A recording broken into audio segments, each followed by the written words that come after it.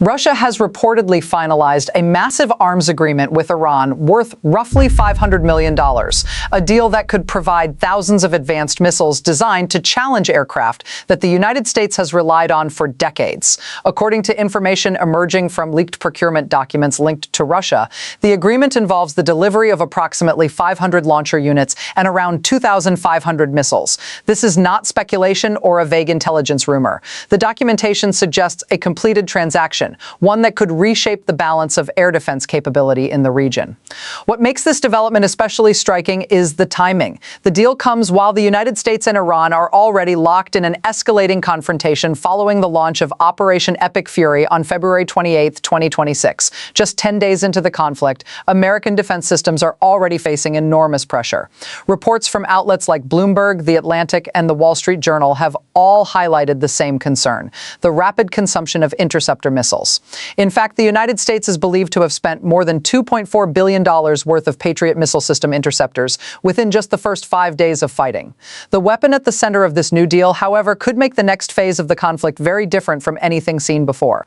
It is known as the 9K333 Verba. On the surface, many reports describe it simply as another shoulder-fired missile system, a man-portable air defense weapon that soldiers can carry and launch from the ground. That description might sound routine, but the technology inside it tells a more complicated story. Some early commentary from analysts and think tanks has suggested that these systems would have limited impact against the most advanced American aircraft, but that perspective can be misleading. The real question is not whether this missile could threaten stealth fighters operating at extremely high altitudes.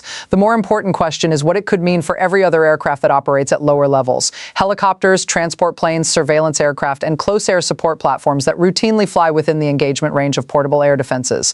To understand the concern, it helps to look at how these weapons work. Most earlier generations of portable anti-aircraft missiles, including systems like the FIM-92 Stinger and the 9K38 Igla, rely primarily on a single infrared tracking channel. They lock onto the heat signature of an aircraft's engines. For decades, the standard defense against these missiles has been simple: deploy flares. These bright bursts of heat are designed to confuse the missile seeker and pull it away from the aircraft. Helicopters, cargo planes, and ground support aircraft across the U.S. military all carry flare systems specifically for that purpose. The Verba system, however, introduces a different technological approach. Instead of relying on a single infrared tracking channel, it reportedly uses a multi-spectrum seeker capable of monitoring several wavelengths simultaneously, including ultraviolet and multiple infrared bands.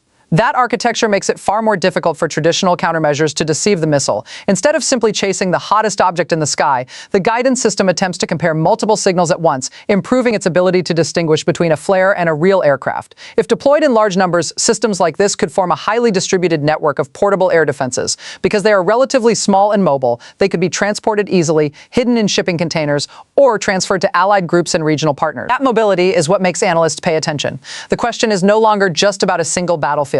It is about how portable systems like these might reshape air operations across multiple conflict zones where Iran has influence. In other words, the significance of this deal is not just the missile itself. It is the possibility that thousands of these systems could eventually appear across different regions, changing the risk calculation for aircraft operating at low altitude. And if that happens, it could challenge one of the major advantages that the United States has relied on in modern warfare: the ability to operate aircraft relatively freely in contested environments. So what does that actually mean in practice? It means the traditional defense against portable missiles, flares, may not work the way they used to. When an aircraft releases a flare, it creates a powerful heat source that older missile seekers lock onto instead of the aircraft's engine. But the seeker system used in the 9K333 Verba is designed to analyze multiple spectral bands at the same time. Instead of simply chasing the brightest heat signal, it compares different wavelengths and looks for the distinctive signature produced by a real jet or helicopter engine. A flare typically burns intensely in a single infrared band. An aircraft engine, on the other hand, produces a much more complex thermal profile that appears across several wavelengths simultaneously. By comparing these signatures, the Verba system attempts to identify which signal belongs to the aircraft and which is just a countermeasure. According to Russian military testing documentation, the system's resistance to jamming and countermeasures is claimed to be roughly 10 times stronger than the older 9K38 Igla systems it was designed to replace. That's not just a minor improvement. It represents a significant jump in capability. The missile itself is also fast and relatively flexible. It can reach speeds of about Mach 1.7 and engage targets at distances up to roughly 6.5 kilometers with an altitude ceiling around 4.5 kilometers. kilometers.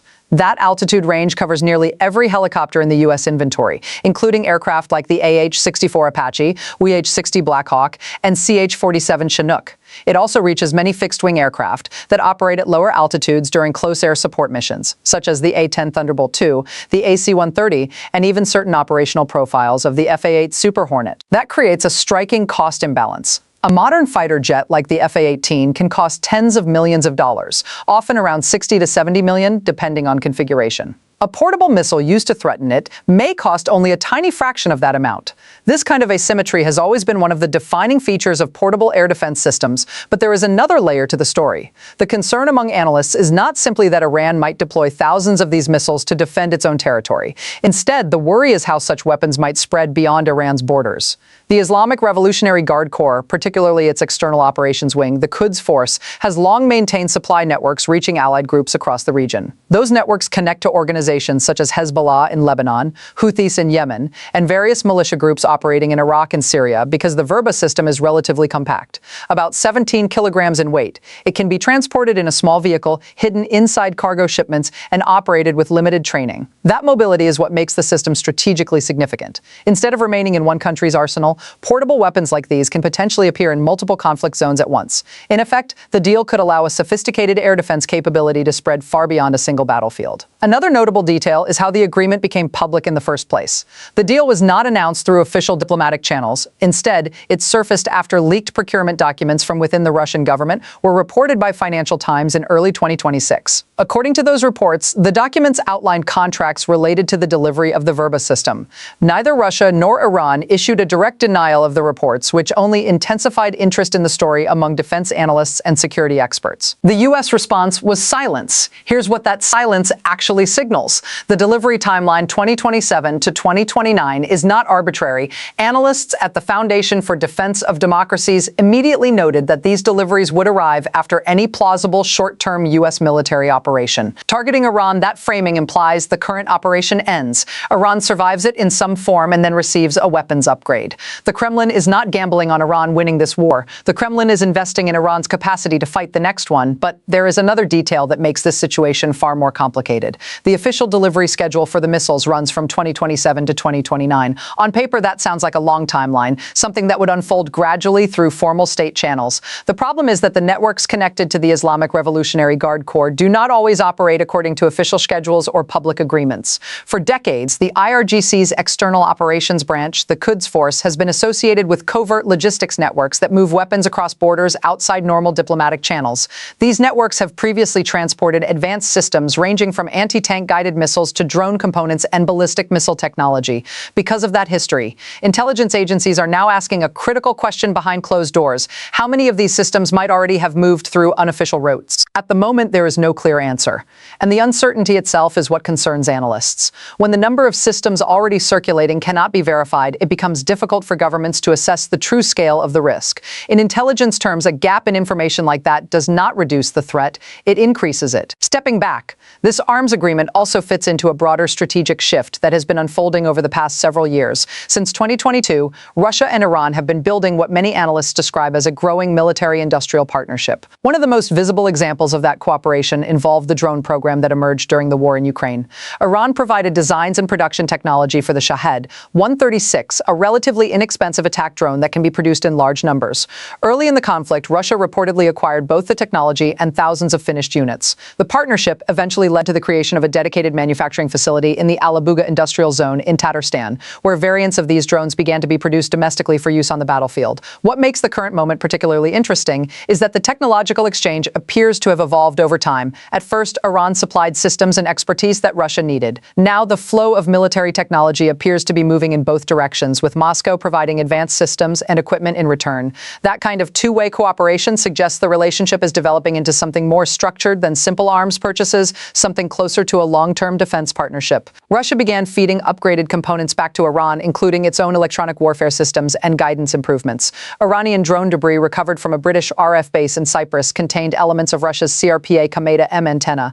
The relationship has moved past client-patron. It is now genuine co-development. Think about what that means. Two of the three nations the United States has defined as primary adversaries, Russia and Iran, are now engaged in a weapons co-development relationship that uses active combat in Ukraine and the Middle East as a live testing laboratory. Every limitation Iran exposes in its current engagement with U.S. forces is being analyzed in Moscow. Every countermeasure the Pentagon deploys today is being documented for tomorrow's design cycle. Meanwhile, the U.S. is learning the cost of its own doctrine in real time. The Pentagon has burned through over $2,044 billion in Patriot interceptors in less than a week. Each TED missile costs $122 $8 million. Lockheed Martin produces 96 of them per year. 96 Iran entered this war with over 3,000 ballistic missiles and had a documented plan identified by Israeli intelligence before the conflict began to expand that stockpile to 8,000 missiles. The math is not hidden. Senator Mark Kelly stated it plainly. This becomes a math problem really quickly. A $20,000 Shawhead drone forces a 3.9 million Patriot PAC-3 MSE intercept. A $30,000 drone destroyed a radar installation worth $300 million, representing a $10,000 to 1 return on investment for Iran. The real issue here is not simply tactical. It is structural. For decades, the economic logic behind American air power has relied on the idea that advanced aircraft, supported by sophisticated defenses, could dominate the battlefield. But when relatively inexpensive portable missiles can threaten aircraft costing tens of millions of dollars, that balance begins to shift. The financial and strategic symmetry changes, and with it the assumptions that have supported U.S. air dominance since the era following the Gulf War. In many ways, this situation echoes a historical moment that the United States itself helped create. In 1986, during the Soviet war in Afghanistan, the Central Intelligence Agency supplied Afghan resistance fighters with the FIM-92 Stinger missile system. Those shoulder-launched weapons proved devastating against Soviet aircraft, particularly the heavily armed MiL-Me-24. Within months, Soviet pilots were forced to reconsider how they operated over the battlefield because the threat from portable missiles had suddenly become very real. The Stinger did not just destroy helicopters, it changed the dynamics of the war. The lesson from that conflict was clear. If enough portable air defense systems end up in the right hands, even a superpower's control of the air can be challenged. Today, some analysts believe a similar dynamic could emerge again. Imagine a young pilot sitting in the cockpit of a FA-18 Super Hornet, flying over a conflict zone. That pilot likely trained extensively for long-range aerial combat, precision strikes, and advanced targeting systems. But the reality of modern warfare also includes threats from the ground, sometimes from weapons small enough for a single soldier to carry. Or consider the crew operating a CH-47 Chinook transporting troops or equipment at relatively low altitude. Systems like THAAD or the Patriot missile system are designed to intercept large ballistic missiles traveling at extreme speeds high above the atmosphere. They are not meant to deal with smaller portable missiles launched from the ground at close range. Traditionally, aircraft rely on countermeasures such as flares to defend against those threats. But as missile technology evolves, those countermeasures may not always be as reliable as they once were. Beyond the military dimension, there is also the human side of conflicts like this. Millions of civilians live in cities and regions connected to the geopolitical decisions being made by governments and military institutions. In Tehran, for example, millions of residents go about their daily lives far removed from the strategic decisions made by political and military leaders. Similarly, cities such as Dubai and Abu Dhabi host international businesses and major transportation hubs, while also sitting within range of potential regional threats. People working ordinary jobs, whether processing cargo at major ports like Jebel Ali Port or designing infrastructure projects in places like Isfahan, often find themselves indirectly connected to global political decisions over which they have little control. In moments of geopolitical tension, the distance between strategic decision makers and the civilians who live in affected regions can feel very large. Neither of them signed up for this, and neither of them can leave. The question this entire story has been building toward is not whether the Verba changes the current war. The current war may be over before a single Verba launcher reaches Iranian soil through official channels. The real question is what the United States does when the next conflict begins in 2 years and 5 years, and Iran's ground forces and Iran's proxies in 4 countries are holding 2,500 missiles that American aircraft have no reliable answer for.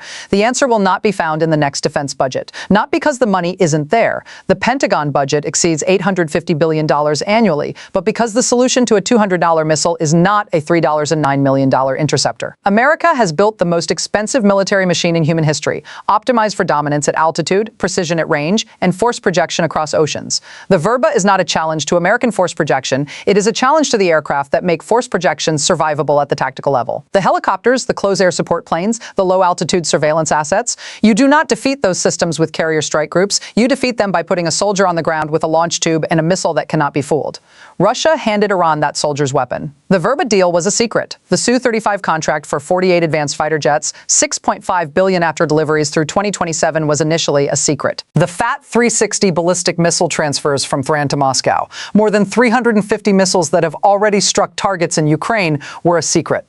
Every layer of this Russia-Iran military partnership has been a secret until it wasn't. And every time it stopped being a secret, the disclosed version was already smaller than the real one. The interceptor stockpile problem is visible, documented, and being reported. The Verbad deal has been disclosed. The Su-35 transfers are confirmed. What mainstream coverage won't tell you is that these aren't separate stories. They are chapters in a single deliberate strategy being written in Moscow, one that does not require Iran to win the current war. It only requires Iran to survive it. Because what comes next after the smoke clears over Tehran and the press conferences declare victory in the carrier steam home? What comes next is a rebuilt Iran rearmed by Russia, equipped with systems designed specifically to defeat the military doctrine that America just spent another $3.7 billion, proving it depends on completely. The current war was the preview, and that is where this story stands right now. A growing military partnership between Russia and Iran, advanced weapons deals unfolding behind closed doors, and a conflict that may shape the global balance of power for years to come. Whether the war escalates or cools down, the technology, alliances, and strategies being built today will determine what the next conflict looks like tomorrow. History has shown that the most important shifts in warfare often begin quietly with deals, technologies, and partnerships that the world only fully understands later. The real question now is not just how this war ends, but what the world looks like after it does. If you found this breakdown useful and want deeper analysis on global conflicts, military technology, and the hidden strategies shaping world events, make sure you subscribe to the channel and turn on notifications. New developments are happening almost every day, and we'll be covering them the moment they appear. Thanks for watching, and I'll see you in the next video.